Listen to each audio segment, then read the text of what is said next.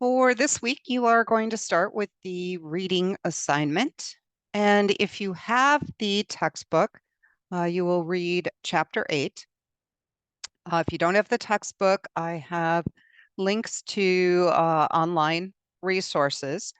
And if you have read the textbook and there's something that you're a little fuzzy on, feel free to look over the online resources as well. Once you finish that, then you're going to go through the key concepts. And you will notice that I have kind of split this lecture into different sections with videos on each section. So the first little section is how to use AJAX with JavaScript or jQuery. AJAX is something, it's asynchronous JavaScript with XML, although you can use it with jQuery as well. And it lets you basically update portions of your page without reloading the page. So it's pretty powerful. And so the first section basically explains how AJAX works and how you use it with JavaScript and jQuery. And this is focusing on how you would load different types of web pages or text documents. Okay, and then we get into what XML is, and then how you would use XML with AJAX. And you'll learn how to set that up using JavaScript, and you'll learn how to set that up using jQuery. Okay, and then finally, we go through JSON, and both XML and JSON are storage languages. So they're basically used to store data online, and they work just a little bit differently. XML basically lets you make up tags. So it looks a lot like HTML, but it's a language that you get to make up, which is actually pretty awesome. And JSON is kind of a offshoot of JavaScript. It's kind of a JavaScript notation language. So with JSON, you'll learn how to set up those files and then how to use JavaScript to update pages accessing JSON files. Okay, and again, we're going to be using AJAX for that. And then finally, there is another video that just explains a little bit more about AJAX and jQuery. Okay, and so trying to go through all of this in one sitting is a lot. What I would recommend is to do this in 2 sittings. I would go through everything through XML in 1 sitting, give yourself a little break, and then go through the JSON information. Once you finish that, then you're going to work on the programming assignment. And the programming assignment basically has you creating your own XML file. Okay, and I give you kind of an example. And the file can be whatever you want. Okay, so I mean, I chose music, but I don't want you guys to do a music file. I want you to do something you're interested in, sports, games, travel, whatever that might be. And then you're going to create an AJAX file that reads the XML file that you create up in exercise 1.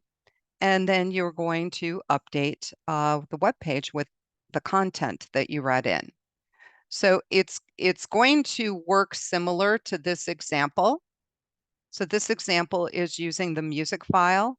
And so you'll have something similar, an appropriate background for whatever it is that you are loading. And then if you click the button, it's going to read your XML file and display that content on the page. And if you want to see how I did this, you can right click and view the source. And there is an explanation of this example in the videos for the key concepts.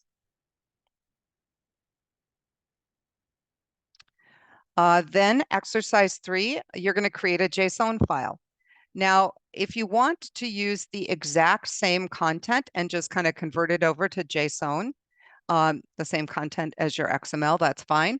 Or, you can do something completely different. So for this, I did a menu. Okay, so this is my JSON file.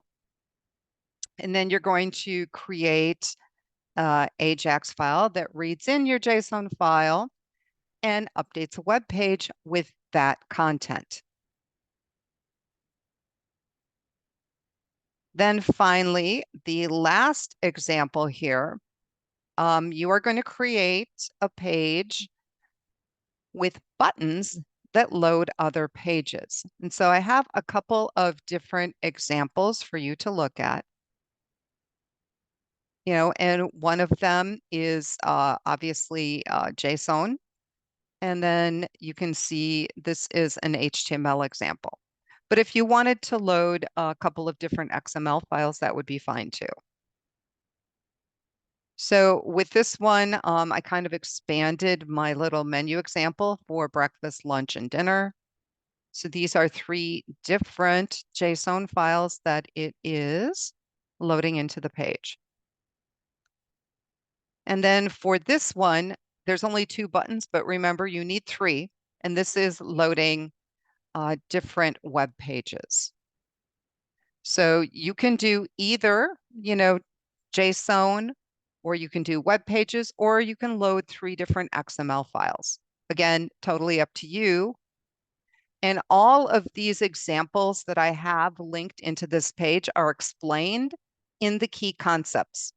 So go back into the key concepts and watch those videos if you are confused about what the pages are doing.